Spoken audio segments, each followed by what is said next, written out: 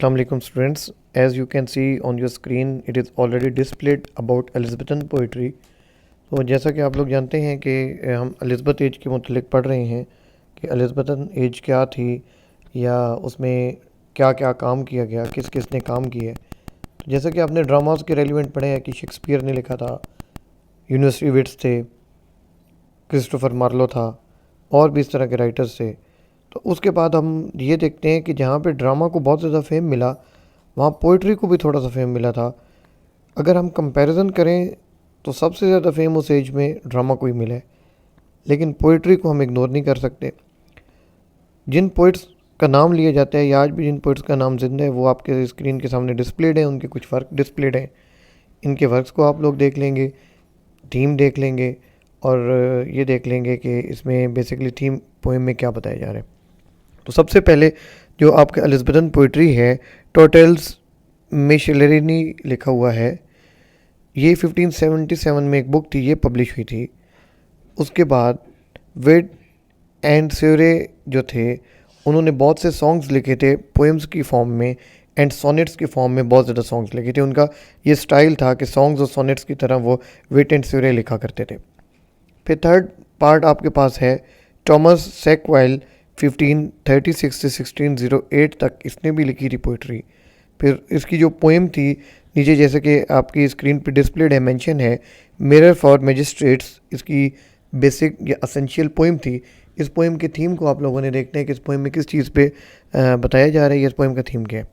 फिर फोर्थ जो है आपका एलिज़ाबेथन पोइट्री में जो पोइट थे सर फिलिप सिडनी, ये एक इम्पॉर्टेंट पोइट थे, इम्पॉर्टेंट फिगर थी अभी तक जितने आपने पोइट्स पढ़े हैं। सर फिलिप सिडनी 1554 में पैदा हो रहे हैं एंड 1586 में इनकी डेथ हुई है। फिलिप सिडनी का जो स्टाइल था सिंबॉलिक रिलेशन स्टाइल था उसका। फिर फिलिप सिडनी जो थे उनका जो उनको टाइटल दिया गया था वो क्वीन एलिज़ाबेथ ने उन्हें टाइटल दिया था। क्वीन एलिज़ाबेथ उन्हें कहती थी jewel of our crown. Jewel बोला जाता है हीरे को, क्राउन ताज को बोला जाता है कि वो उनके ताज का हीरा था। कौन हीरा था जी? वो सर फिलिप सिडनी को ये टाइटल दिया जा रहा है। ये सर फिलिप सिडनी पे ये क्वेश्चन भी बोर्ड में एक्सपेक्टेड होता है कि ज्यूल ऑफ द क्राउन किसको कहा जाता है या सर फिलिप सिडनी को क्या टाइटल मिला था और उनके वर्क्स बता दें।